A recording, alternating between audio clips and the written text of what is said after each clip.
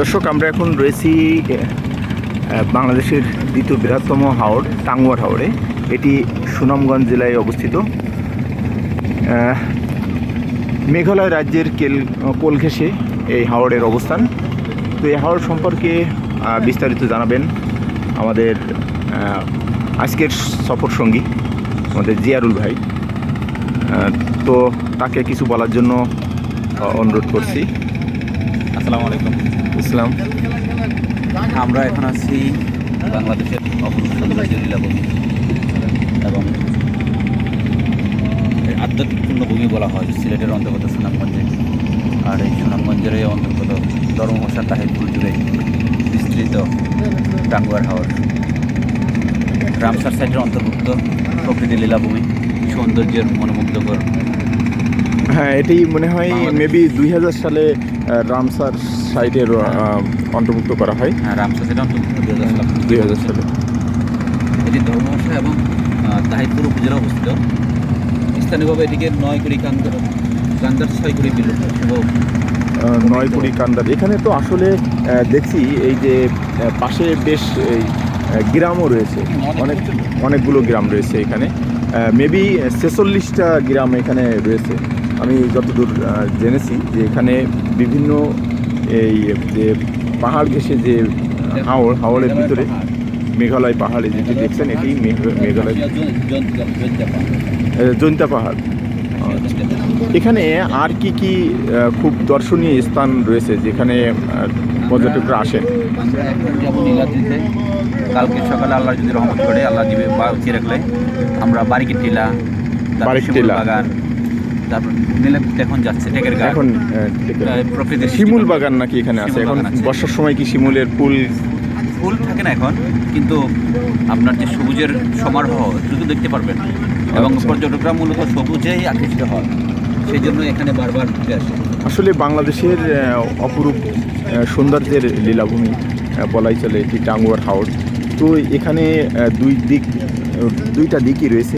একদিকে যে সাধারণ মানুষের এখানে যারা বসবাস করে তাদের দুঃখ, কারণ এখানে হঠাৎ পানির ঢল নেমে কৃষকের যে ফসল সে পানির তলে প্লাবিত হয়।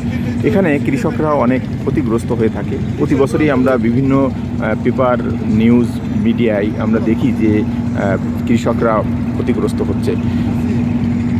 তো যেটি দেখছেন এটি মেঘালয় রাজ্যের যে পাহাড়ি ঢল নেমেই আমাদের এই যে হাওরটির প্লাবন যেটি বলেন আমরা, হাওর হঠাৎ প্লাবিত হয়, ঠিক এর জন্যই কিন্তু হয়ে থাকে সাধারণত।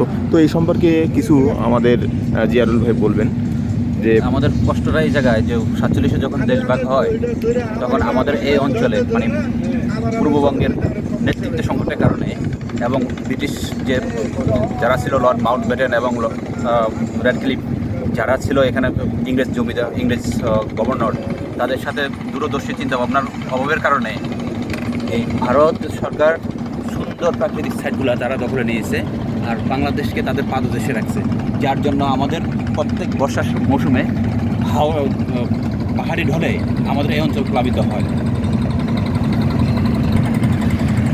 এই যে ক্ষয়ক্ষতি প্রতি বছর এর পরিমাণ কেমন হতে পারে?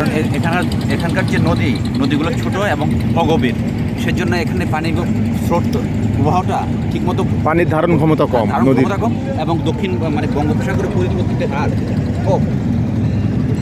আপনি দেখেন যে সৌন্দর্যের লীলাভূমি পাহাড়গুলো সব ভারতের রাজ্যের, ভারতের অধীনে। এগুলো আমাদের দিয়েছে আসলে ওরা প্রাকৃতিক যে সৌন্দর্যের মূল অংশটুকু সেটুকু নিয়েছে ভারত, আমাদের দিয়েছে জলাভূমি। আসলে এটা কিন্তু বাংলাদেশের অংশ ছিল।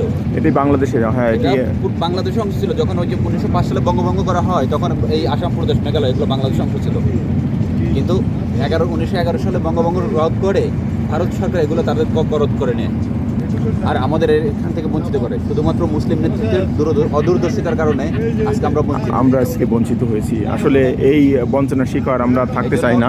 আমরা চাই আবার আমাদের এই মেঘালয় রাজ্য আমাদের বাংলাদেশের সীমানার ভিতরে ফিরে আসুক। আমরা চাই এই পর্যটন যে কেন্দ্রগুলো রয়েছে সেগুলো আমাদের সম্পদ হোক।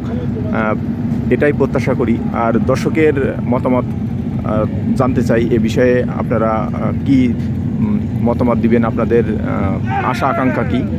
তো আজ এ পর্যন্তই, সবাই ভালো থাকুন, সুস্থ থাকুন। আসসালামু আলাইকুম রহমতুল্লাহ।